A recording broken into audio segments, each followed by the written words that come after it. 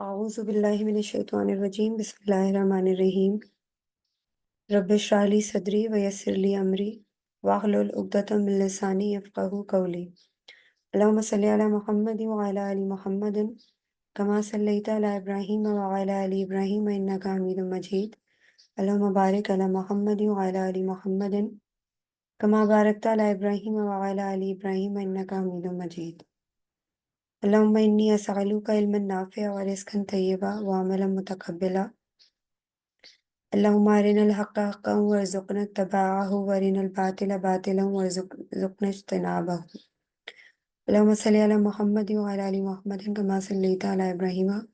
व अला आलि इब्राहीम इन्नका हमीदुम मजीद अल्लाहुम्मा बारिक अला मुहम्मदिन व अला आलि मुहम्मदिन कमा बारकता अला इब्राहीम व अला आलि इब्राहीम इन्नका हमीदुम मजीद। सूरह बकरा की वर्स नंबर 126 है। वइज़ क़ाल इब्राहीमु रब्बि जअल हाज़ा बलदन आमिनन वरज़ुक़ अहलहु मिनस समराति मन आमना जी आयत नंबर क्या बताई आपने 126 मन आमन मिनहुम बिल्लाहि वल यौमिल आखिर क़ाल वमन कफ़र फ़उमत्तिऊहु क़लीलन सुम्मा अज़्तर्रुहु इला अज़ाबिन नार व बिसल मसीर। एक सेकंड,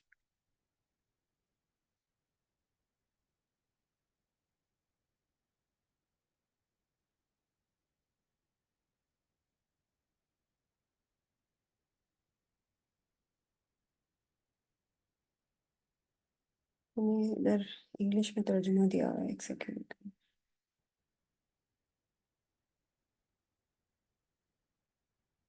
और जब इब्राहीम ने दुआ की कि ए परवरदिगार इस जगह को अमन का शहर बना और इसके रहने वालों में से जो खुदा पर और रोज़े आखिरत पर ईमान लाएं उनके खाने को मेवे अता कर, तो खुदा ने फरमाया कि जो काफिर होगा मैं उसको भी किसी कदर मुतमत्ता करूँगा, मगर फिर उसको अजाब दोज़ख के अजाब से भुगतने के लिए नाचार कर दूंगा और वो बुरी जगह है। अ, ये मुतमत्ता का वर्ड इन्होंने जो है यूज़ किया यहाँ पे। इसका मतलब ये भी होता है कि उसको नफ़ा दूंगा या उसको फ़ायदा दूंगा।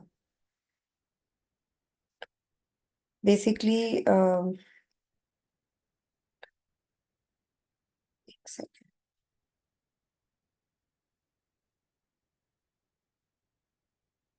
इस आयत का जो शान नुज़ूल है,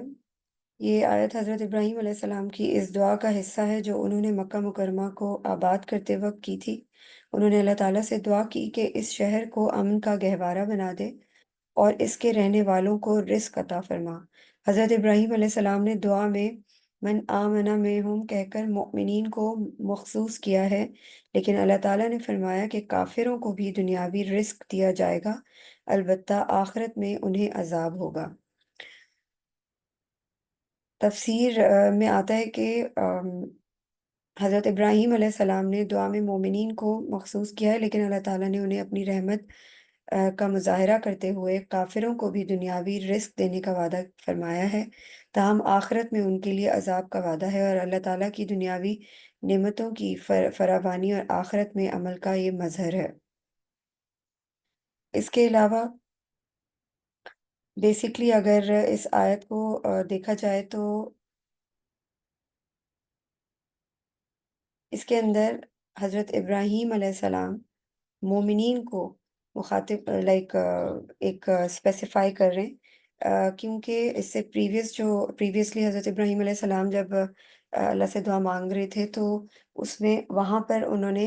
मेंशन नहीं किया था कि वो सिर्फ मोमिनीन के लिए मांग रहे हैं। उन्होंने ओवरऑल अपनी पूरी औलाद के लिए दुआ मांगी थी, तो अल्लाह ताला ने उन्हें बावर करार दिया था कि जो काफिर होंगे या जो आपकी औलाद में से भी मेरे नाफरमान होंगे वो मेरा अज़ाब भुगतेंगे। तो इस वजह से इस आयत में हमारे हज़रत इब्राहीम अलैहिस्सलाम की वो दुआ मेंशन की जा रही है कि जहाँ पे बाद में जब उन्होंने दोबारा दुआ की थी अल्लाह ताला से, तो वहाँ पे उन्होंने स्पेसिफ़ाई किया था कि मैं मोमिनीन के लिए दुआ कर रहा हूँ। हदीस में आता है कि हज़रत حضرت ابو شری رضی اللہ تعالیٰ عنہ سے روایت ہے کہ رسول اللہ صلی اللہ علیہ وسلم نے فرمایا، اللہ تعالیٰ نے مکہ کو حرام قرار دیا ہے، لوگوں نے نہیں، لہٰذا جو شخص اللہ اور قیامت کے دن پر ایمان رکھتا ہو، اس سے نہ وہاں خون بہانا درست ہے اور نہ ہی درخت کاٹنا۔ اچھا، بیسکلی کیا ہے کہ اس کے اندر اس آیت سے پہلے اگر آپ کو یاد ہو، ہم نے جو آیت پڑھی تھی وہاں پہ طہارت کی بات ہوئی تھی۔ اللہ تعالیٰ نے خانہ کعبہ کو صاف ستھرا رکھنے کا حکم دیا تھا۔ آیت نمبر 125 کا ترجمہ کچھ یوں تھا، اور جب ہم نے خانہ کعبہ کو لوگوں کے لیے جمع ہونے اور امن پانے کی جگہ مقرر کیا اور حکم دیا کہ جس مقام پر ابراہیم کھڑے ہوئے تھے اس کو نماز کی جگہ بنا لیں، اور ابراہیم اور اسماعیل کو کہا کہ طواف کرنے والوں اور اعتکاف کرنے والوں اور رکوع کرنے والوں اور سجدہ کرنے والوں کے لیے میرے گھر کو پاک صاف رکھا کریں۔ تو یہاں پر ایک لفظ یوز ہوا تھا طاہرہ کا، تو، ہا اور را، طاہرہ یعنی طہارت کے لفظ سے یہ نکلا ہے، اور طہارت کو بیسکلی صرف پاکی اور صاف ستھرا رہنے کے لیے استعمال نہیں کیا گیا، فزیکلی یوز نہیں کیا گیا، بلکہ یہاں پر انٹرنل طہارت کی بھی بات ہو رہی ہے۔ یعنی ہم جب کعبہ میں جاتے ہیں تو ہم اپنا آپ صاف ستھرا کر کے جائیں، تبھی ہمیں جو ہے وہ اللہ تعالیٰ کی رضا، یا اللہ تعالیٰ کی عبادت کرنے کے دوران ہمیں وہ احساس مل سکتا ہے، وہ فیلنگ ہمارے اندر پیدا ہو سکتی ہے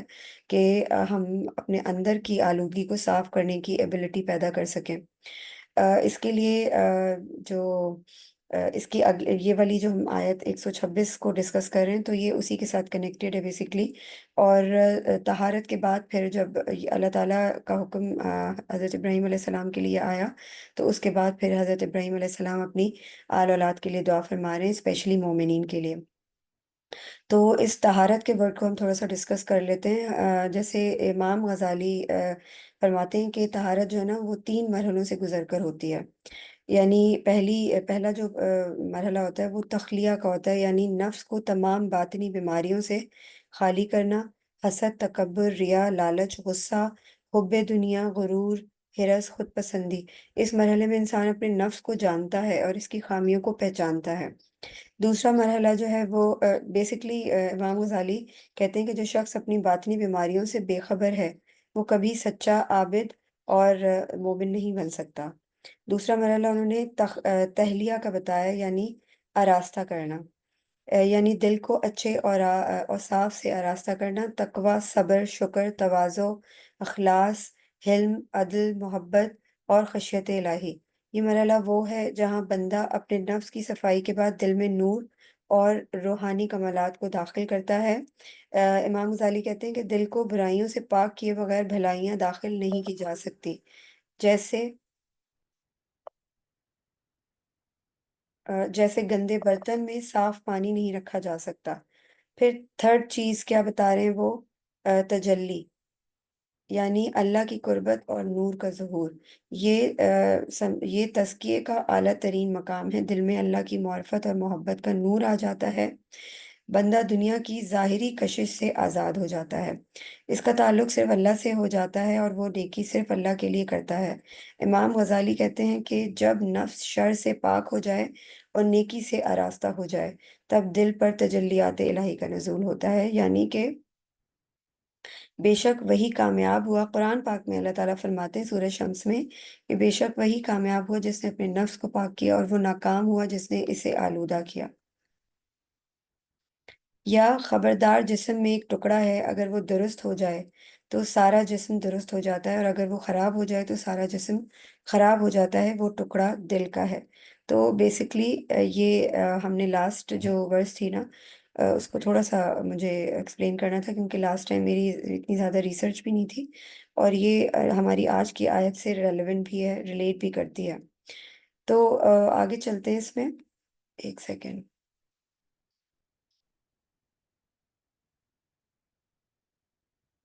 بیسکلی حضرت ابراہیم علیہ السلام نے جو دعا کی ہے اپنی آل اولاد کے لیے، اس سے یہ بھی ثابت ہوتا ہے کہ اللہ تعالیٰ سے اپنی اولاد کے لیے رزق کی فراوانی کی دعا کر رہے ہیں، کہ جیسے ہم سب کو معلوم ہے کہ مکہ جو ہے وہاں پہ صرف کھجور پائی جاتی ہے، یا دنیا کے تمام لائک فروٹس ہیں یا دوسری قسم کی جو دنیاوی نعمتیں ہیں رزق کی فارم میں، وہ آل اوور دا ورلڈ تو پائی جاتی ہیں، مگر مکہ میں ایک اسپیسیفک جو کھجور ہے یا دو تین اور اس طرح کے جو میوہ جات ہیں جو مکہ ہی میں پائے جاتے ہیں۔ آ، اس لیے حضرت ابراہیم علیہ السلام رزق کے لیے دعا کریں کہ اللہ تعالیٰ مکہ کے لوگوں کو ہر اس نعمت سے نوازے جو پوری دنیا میں موجود ہے۔ اور اس کے علاوہ اللہ تعالیٰ سے یہ بھی دعا مانگ رہے ہیں اس آیت کے اندر کہ ان لائک ان کی اولاد بیسکلی خانہ کعبہ کو خانہ کعبہ کے سامنے کھڑے ہو کے عبادت کرتی ہے، تو وہ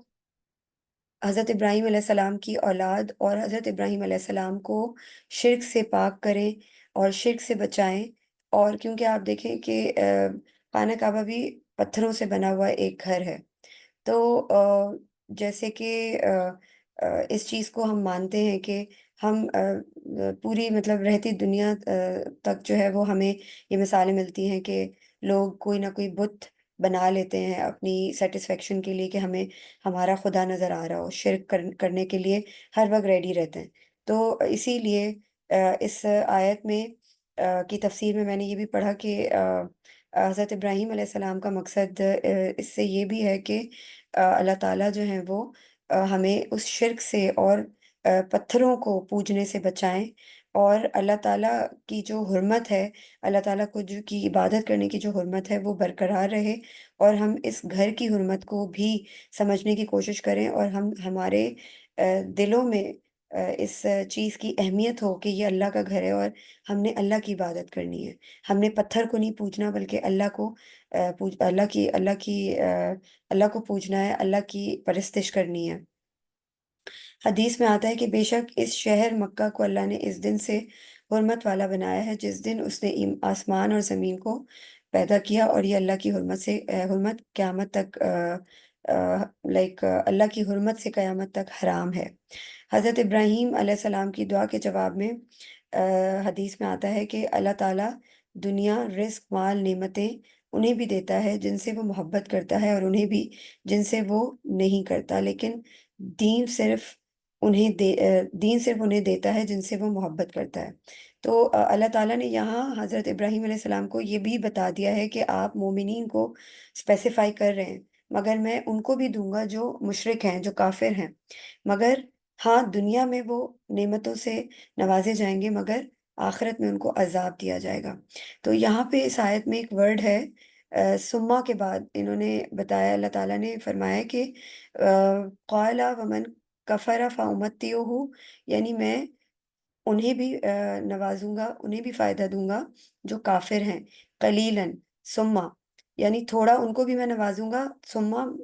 پھر استرہ، استرہ میں شدہ آ رہا ہے، الف زود تو را، اور را جو ہے را کے اوپر زور دیا جا رہا ہے، جب یہ تشدید لگی ہوئی ہوتی ہے نا قرآن پاک کے اندر، تو اس کا مطلب کہ ضرور بالضرور، یعنی اس چیز کے اوپر جو ہے نا وہ زور دیا جا رہا ہے قرآن پاک میں، جو بہت ضروری بہت اہم چیز ہوتی ہے نا، جہاں ہمیں تجدید نظر آتی ہے وہاں پہ زور دیا جا رہا ہوتا ہے، استر روح، یعنی میں انہیں ضرور بالضرور مجبور کر دوں گا، الا عذاب النار، سوری میں انہیں مجبور کر دوں گا عذاب لینے کے لیے، عذاب ان کے اوپر میں نازل فرما دوں گا، جہنم کا عذاب۔ تو بیسکلی دنیا میں جب ہم دیکھ رہے ہوتے ہیں کہ لوگوں کو نعمتوں سے نوازا جا رہا ہے، اور ہم دیکھتے ہیں کہ لوگ کتنا خوش ہیں اور لوگوں کے پاس ہر ہر دنیا کی ہر نعمت ہے، تو ہم یہ سمجھتے ہیں کہ ہمارے پاس اللہ تعالیٰ نے ہمیں کم نوازا ہے، اور ہم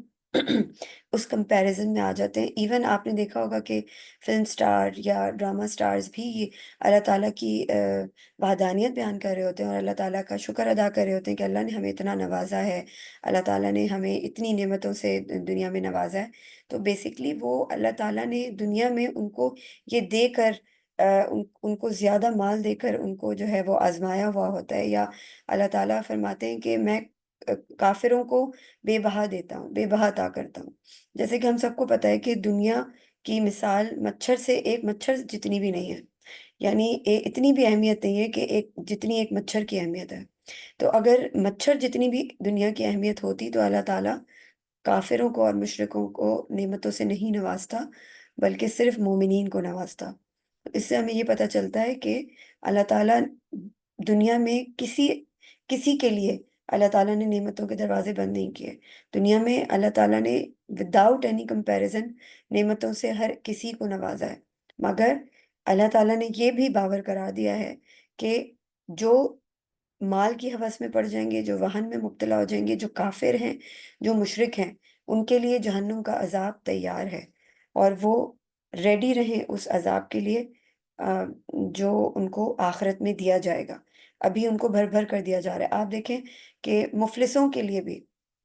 یہی والی بات، یعنی اللہ تعالیٰ کسی کو مال دے کر آزما رہا ہے، اور اللہ تعالیٰ کسی سے مال لے کر آزما رہا ہے۔ ہمارے نبی صلی اللہ علیہ وسلم کی حدیث ہے نا کہ میں ان لوگوں کے لیے پریشان نہیں ہوں جو دنیا میں جن کو دنیا میں مال و زر مل گیا ہے، نعمتیں مل گئی ہیں، کیونکہ جو لوگ دنیا کو خرید لیتے ہیں، کم از کم ان کو دنیا میں فائدہ مل جاتا ہے، بے شک آخرت میں وہ جا کر عذاب جہنم کا مزہ چکھیں۔ مگر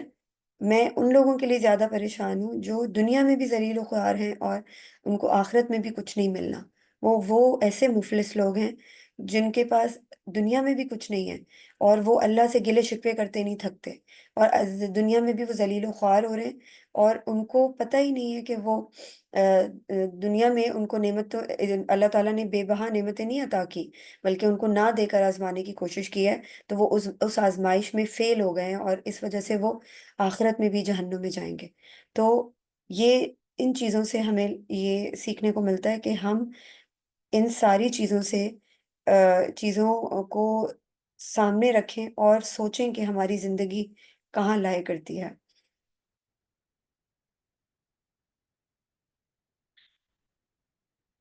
اس کے علاوہ حدیث میں آتا ہے کہ مکہ میں کسی کا خون بہانا جائز نہیں، اور نہ ہی اس کے درخت کاٹنا، یہ میں نے پہلے بھی بیان کیا تھا۔ مدینے کے لیے حضرت محمد صلی اللہ علیہ وآلہ وسلم نے اسی طرح سے جیسے حضرت ابراہیم علیہ السلام نے مکہ کی حرمت کے لیے دعائیں فرمائی تھی، ہمارے نبی صلی اللہ علیہ وآلہ وسلم فرماتے ہیں اے اللہ مدینے کو ہمارے لیے محبوب بنا دے جیسے تو نے مکہ کو محبوب بنایا، بلکہ اس سے بھی زیادہ اس کی محبت اس کی صحت کو درست کر دے، اس کے ساو مد پیمانے میں برکت عطا فرما، اور اس کی بیماری کو جوحفہ منتقل کر دے۔ یعنی حضرت بلال رضی اللہ تعالیٰ عنہ مکہ کی آب و ہوا سے بیمار ہو گئے تھے، تو صحابہ کرام کی مطلب ان کو لگتا تھا کہ مدینے کی آب و ہوا ہمارے لیے ٹھیک نہیں ہے، تو حضرت محمد صلی اللہ علیہ وآلہ وسلم نے اللہ سے یہ دعا فرمائی تھی کہ اے اللہ مدینے میں وہ برکت دوگنی کر دے جو تو نے مکہ میں رکھی ہے۔ یہ بھی حضرت ابراہیم علیہ السلام کی اس دعا سے مشابہت کرتی ہے کہ نبی صلی اللہ علیہ وسلم نے مدینے کی حرمت و تحفظ کے لیے دعا فرمائی، اور اس کے لیے جبریل علیہ السلام کے ذریعے حدود مقرر فرمائی۔ جب نبی اکرم صلی اللہ علیہ وآلہ وسلم مدینہ ہجرت فرما کر آئے تو صحابہ کرام کو مدینے کا ماحول خصوصاً بخار اور پانی ناگوار گزرا۔ اس وجہ سے نبی صلی اللہ علیہ وآلہ وسلم نے اللہ تعالیٰ سے مدینے کے ماحول کو بہتر بنانے کے لیے دعا کی۔ حضرت ابراہیم علیہ السلام کی جو دعا تھی، میں نے اوپر ذکر بھی کیا تھا اس میں کہ انہوں نے ملٹیپل دعائیں کی ہیں، جس میں سے ایک دعا یہ بھی کہ آج کے دور میں بھی ایک سیکنڈ،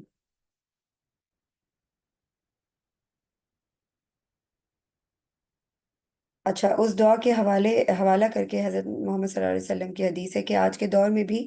مدینے میں وہی روحانی سکون، امن اور برکت محسوس ہوتی ہے جو حضرت ابراہیم علیہ السلام کی دعا سے مکہ میں ہوتی تھی۔ تو اللہ تعالیٰ بیسکلی حضرت ابراہیم علیہ السلام کو اس آیت کے ذریعے یہ بتانے کی کوشش کریں کہ جو تیرے جیسا کردار رکھیں گے ان کو وہی ملے گا جو تجھے ملا ہے، اور جو جو تیرے جیسا کردار نہیں رکھیں گے ان کو وہ سب نہیں حاصل ہو سکتا جو मोमिनीन को होता है। और बेसिकली ये जो लेवल है, ये अल्लाह ताला की फर्मा बरदारी का लेवल, या वो लेवल जिसमें आप अपने आप को उस जगह पे खड़ा हुआ पाएं, या अपने आप को उस लेवल पे ले जाने की कोशिश करें जहाँ हज़रत इब्राहीम अलैहिस्सलाम खड़े थे। उस लेवल पर जाने के लिए तगो-दो करें, मेहनत करें, तो वो सिर्फ तकवा से हासिल हो सकता है। और हम सबको मालूम है कि तकवा क्या चीज़ है। अल्लाह ताला से अपनी ज़िंदगी का हर लम्हा, हर गुज़रते लम्हे में अल्लाह ताला की खुशनुदी के बारे में सोचना, अल्लाह ताला की नाराज़गी के बारे में सोचना कि कहीं अल्लाह ताला मेरे किसी ऐसे अमल से नाराज़ ना हो जाए, जिसके ज़रिए मैं दुनिया हासिल करना चाह रहा हूँ, या मैं अ, अपनी ज़िंदगी को सँवारने की कोशिश कर रहा हूँ। मेरा हर अमल जो है वो अल्लाह ताला की खुशनुदी के लिए हो, और मेरा हर उठता हुआ कदम अल्लाह ताला की रज़ा हासिल करने के लिए हो, तो ही मैं अपनी ज़िंदगी में वो तक़वा कायम कर सकता हूँ। अगली आयत है, वइज़ यरफ़अु इब्राहीमुल क़वाइद मिनल बैति व इस्माईल रब्बना तक़ब्बल मिन्ना इन्नका अंता समीउल अलीम। और याद करो जब इब्राहीम और इस्माईल अलैहिस्सलाम हमारे घर की बुनियादों को उठा रहे थे। ए हमारे रब, हमसे ये खिदमत कबूल फरमा ले, यकीनन तू सब कुछ सुनने वाला, जानने वाला है।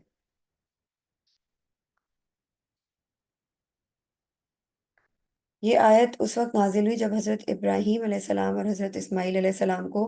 ख़ाना काबा की बुनियादें बुलंद करने का हुक्म दिया गया। मुफ़स्सिरीन के मुताबिक ये पहला बाकायदा तामीराती अमल था जिसमें हज़रत इब्राहीम अलैहिस्सलाम ने हज़रत इस्माईल अलैहिस्सलाम के साथ मिलकर ख़ाना काबा को तामीर किया, और इस दौरान मुसलसल अल्लाह ताला से दुआ करते रहे कि अल्लाह उनके इस अमल को कबूल फ़रमाए। तफ़सीर में आता है कि यहाँ रफ़ा का मतलब सिर्फ़ दीवारें बुलंद करना नहीं, बल्कि रूहानियत और तवाज़ुन के साथ नियत का इज़हार भी है। यानी नियत ख़ालिस होनी चाहिए, वरना इबादत मकबूल नहीं होती।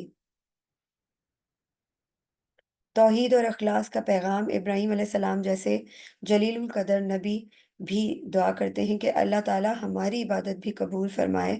उससे उम्मत को सिखाया गया कि अमल के बाद कबूलियत की फ़िक्र लाज़िम है। यानी हम अमल तो कर रहे हैं, लेकिन हमारे अंदर ये किब्र नहीं आना चाहिए कि हम ये समझें कि भई हमारा अमल तो वाक़ई अल्लाह ताला के यहाँ कबूल हो जाएगा। बल्कि हमें उसके लिए दुआ करनी चाहिए, और उसके लिए फ़िक्र होनी चाहिए कि हमारा अमल वाक़ई आया कबूल हुआ है कि नहीं। क्योंकि हमारा अमल हमारी नीयत के ऊपर डिपेंड करता है कि हमारी नीयत क्या है। अगर हम अच्छे काम कर रहे हैं, लेकिन हमारी नीयत में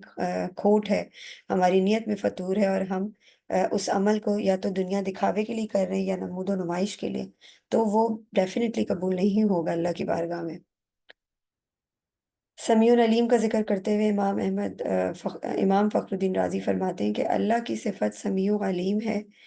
और इसका ज़िक्र करना इस बात की तरफ इशारा है कि अल्लाह हमारी नियतों और अल्फ़ाज़ दोनों को जानता है। इसलिए दुआ और अमल में इख़लास शर्त है। इसी तरह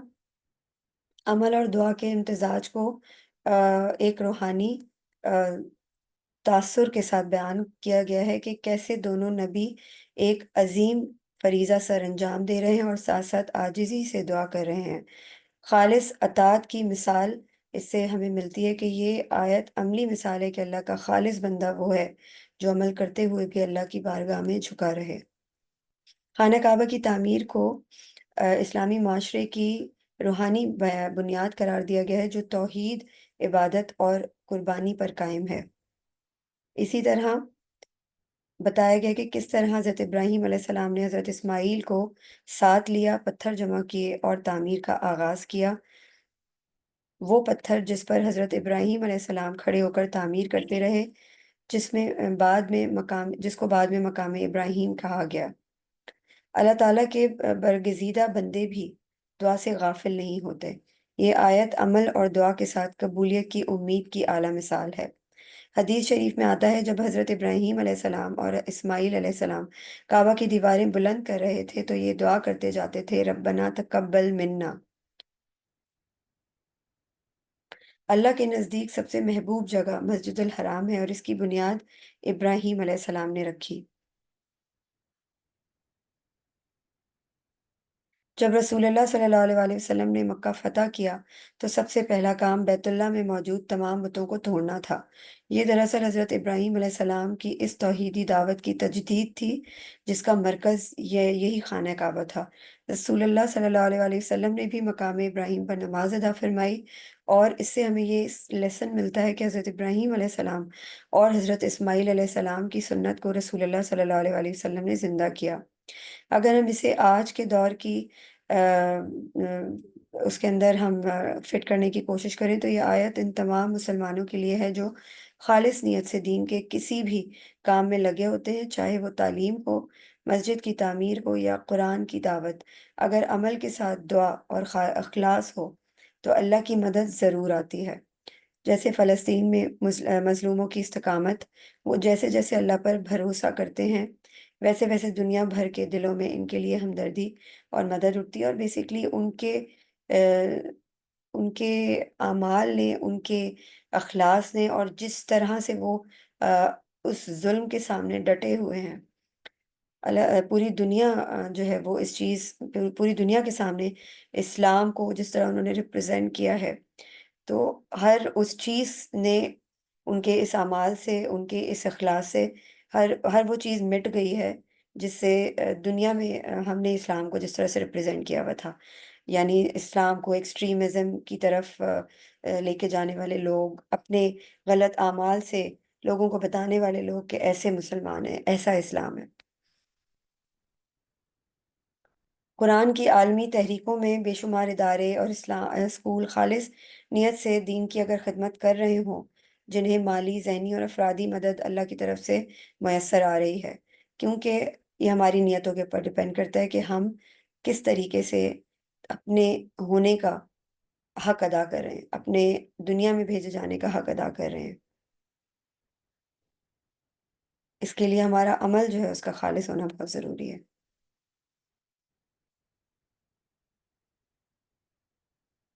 اچھا، یہاں پہ پہلا کعبہ کب اور کس نے تعمیر کیا؟ بیسکلی یہ بنیادیں اٹھانا صرف یہ نہیں تھا کہ ہمارے جو حضرت ابراہیم علیہ السلام اور حضرت اسماعیل علیہ السلام تھے، وہ خانہ کعبہ کی دیواروں کو اٹھا رہے تھے یا ان کو تعمیر نو کر رہے تھے یا رینوویٹ کر رہے تھے، بلکہ بیسکلی توحید، اور توحید کا جو ایک ہمارا اسلام کا ایک، سمجھیں کہ فرسٹ ہمارا ایک پلر ہے، جس کو ہم نے آ، اپنی زندگیوں پر امپلیمنٹ کرنا ہے، اس چیز کو بھی پرووک کرنے کی کوشش کی جا رہی ہے کہ یہ صرف کعبہ کی دیواریں اٹھانے والی بات نہیں ہے، بلکہ ہمارا توحید کا جو ہمارا جو ایمان ہے ہمارے اندر توحید کے اوپر، وہ بھی رینوویٹ ہو سکے۔ اگر وہ بریک ہو گیا ہے، اس کو بھی ہم جو ہے وہ اپنے اخلاص کے اوپر اس کو رینوویٹ کرنے کی کوشش کر سکیں۔ اور ان آیات سے ہمیں یہی سیکھنے کو ملتا ہے کہ ہم قرآن کو جب بار بار پڑھتے ہیں اور آیات کو بار بار جب پونڈر کرتے ہیں، تو ہمیں پتہ چلتا ہے کہ یہ ہمارے اندر جو توحید کا ایک ایلیمنٹ ٹوٹتا چلا جا رہا ہے، اس کو ہم دوبارہ سے جوڑنے کی کوشش کریں۔ نیکسٹ آیت ہے ربنا وجعلنا مسلمین لک ومن ذریتنا امتا مسلمتا لک وارنا مناسکنا وتب علینا انک انت التواب الرحیم۔ اور اے ہمارے رب، ہمیں اپنا مطیع فرمان بنائے رکھ، اور ہم دونوں کی نسل سے ایک امت کو اٹھا جو تیری فرما بردار ہو، اور ہمیں حج کرنے کے قاعدے بتلا دے، اور ہم پر اپنی توجہ فرما، یقیناً تو ہی ہے بہت زیادہ توبہ کا قبول فرمانے والا اور شفقت کے ساتھ رجوع کرنے والا اور رحم فرمانے والا۔ اس آیت کا جو شان نزول ہے وہ یہ ہے کہ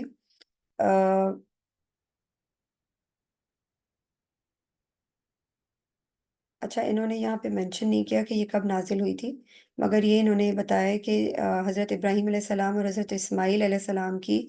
جو دعا تھی، جو انہوں نے خانہ کعبہ کی تعمیر کے بعد مانگی تھی، اس سے معلوم ہوتا ہے کہ اللہ تعالیٰ کے نبی بھی ہمیشہ اللہ سے ہدایت، اخلاص، نسل کی بہتری اور توبہ و مغفرت کی دعا کرتے ہیں۔ یہاں انہوں نے مینشن نہیں کیا کہ یہ کب نازل ہوئی تھی۔ مسلمینی لکا کا مطلب ہے کہ ہم نہ صرف ज़ाहिरी अमाल में, बल्कि दिलो जान से तेरा हुक्म मानने वाले बन जाएं। यहाँ इब्राहीम और इस्माईल अलैहिस्सलाम की अखलास भरी दुआ है कि उनकी बंदगी सिर्फ अल्लाह ताला के लिए हो। अंबिया सिर्फ अपनी ज़ात के लिए नहीं बल्कि अपनी नस्ल के लिए भी दुआ करते हैं ताकि सौले नस्लें वजूद में आए। ये नुक्ता उम्मत की तरबियत के लिए रहनुमाई देता है। यहाँ मनासिक से मुराद हज के तमाम आमाल, मकामात और तरीके हैं। ये उस बात का सबूत है कि दीन के हर अमल को सीखने और सही तरीके से अदा करने की तौफीक अल्लाह ही देता है। अल्लाह ताला का तव्वाब होना ये बताता है कि बंदा कितनी ही बार गलती करे, अगर अखलास के साथ रुजू करे तो अल्लाह ताला ज़रूर माफ़ फरमा देते हैं। अगर इस्लाम की रूह के बारे में बात की जाए तो ये दुआ इस्लाम की हकीकी रूह की अक्कासी करती है। मुकम्मल सर तस्लीम खम कर देना। इब्राहीम और इस्माईल अलैहिस्सलाम अपनी मर्जी को अल्लाह की मर्जी के ताबे करने की आरजू रखते हैं।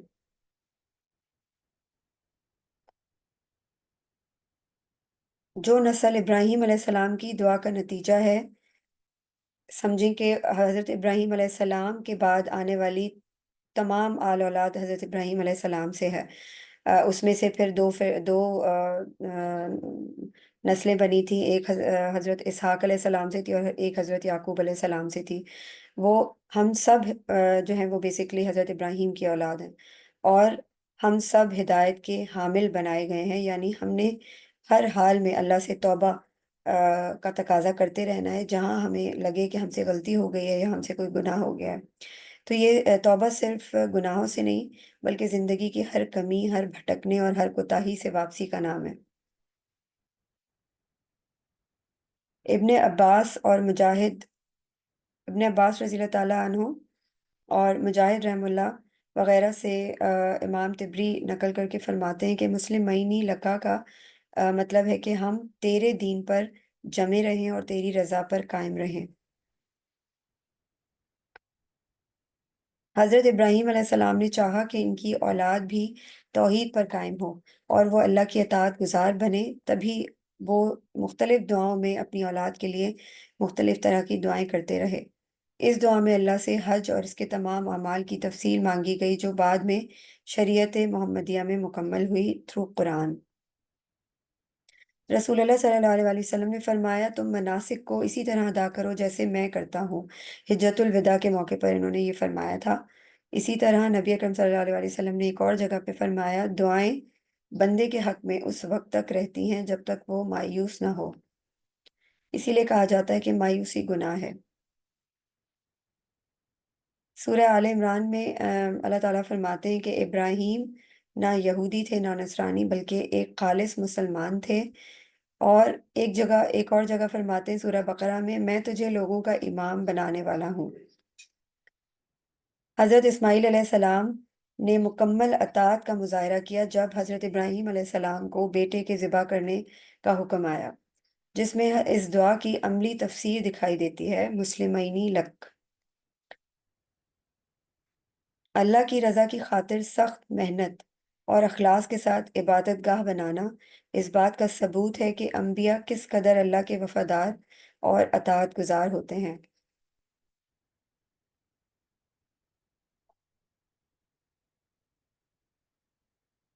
तो आज की इन आयत से हमें बहुत सारे पॉइंट्स जो हैं वो गौर व फिक्र के मिलते हैं।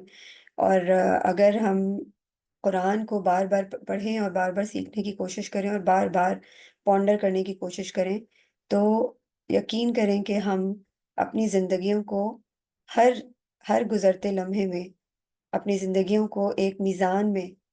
रख कर तोलें और अल्लाह की रज़ा को सबसे ऊपर रख कर सोचें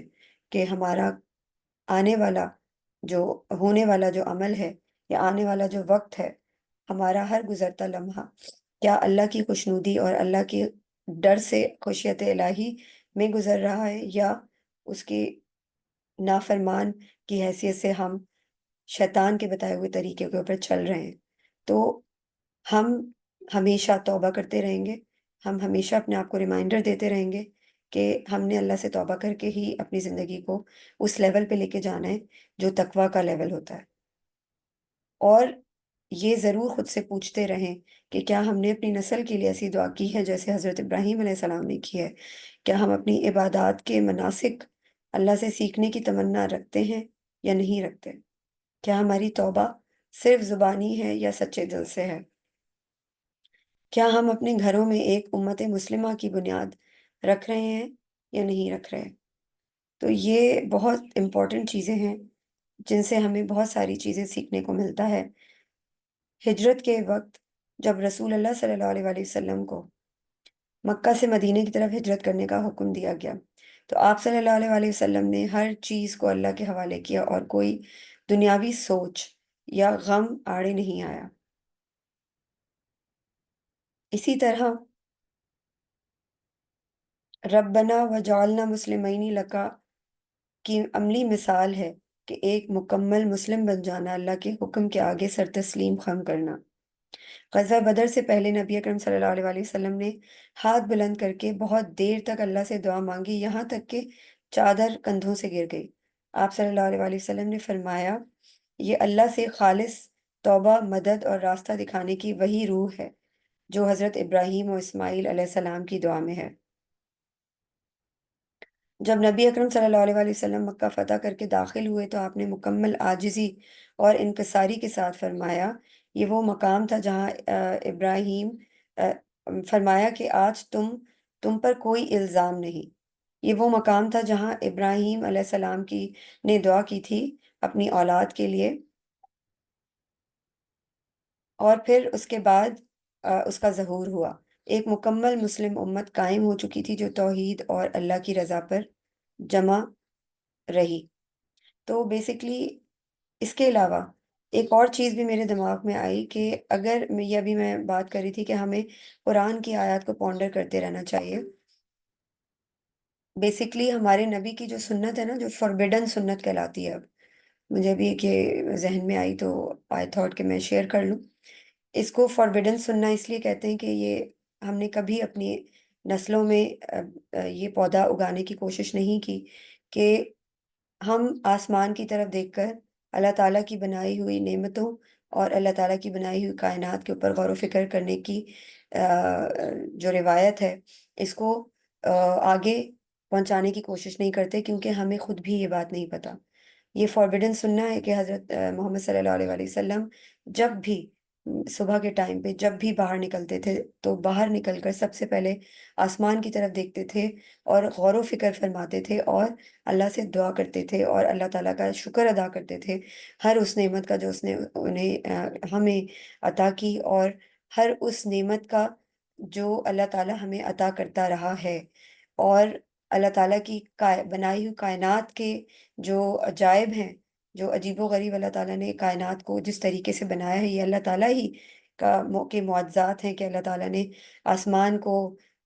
کھڑا کیا ہوا ہے، اس میں ستاروں کو ٹانکا ہوا ہے، اور اس میں پہاڑوں کو جو ہے وہ کیلوں کی طرح ٹھہرایا ہوا ہے، یعنی وہ پہاڑ جو ہے وہ نیچے نہیں گرتے، وہ کھڑے رہتے ہیں۔ تو یہ سب چیزیں بہت زیادہ اہمیت رکھتی ہیں کہ ہم اپنی زندگیوں میں ان چیزوں کو اپلائی کریں، امپلیمنٹ کریں، اور ساتھ ساتھ اپنے آپ کو توبہ کے اوپر ریمائنڈر دیتے رہیں کہ ہم نے اللہ کی رضا کے اوپر چلنا ہے۔ وہی سے پہلے نبی اکرم صلی اللہ علیہ وآلہ وسلم غار حرا میں تنہائی اختیار کرتے تھے، اللہ تعالیٰ کے قریب ہونے کی تمنا کرتے تھے، دل کی پاکیزگی اور گناہوں سے نفرت کرتے تھے۔ یہ سب وہی توبہ اور رجوع الہی ہے جو ابراہیم علیہ السلام کی دعا کے الفاظ میں موجود تھا، جو انہوں نے کی تھی، وَتُبْ عَلَيْنَا إِنَّكَ أَنْتَ التَّوَّابُ الرَّحِيمُ۔ اس کے اندر یہ ہڈن ہے کہ ہمیں ہم سب کو اپنا اپنا غار حرا تلاش کرنے کی ضرورت ہے۔ اگر ہم چاہیں تو ان واقعات کو بچوں اور اپنی نسل تک آگے بڑھانے کی کوشش کر سکتے ہیں اور اس سفر کو جاری و ساری رکھ سکتے ہیں۔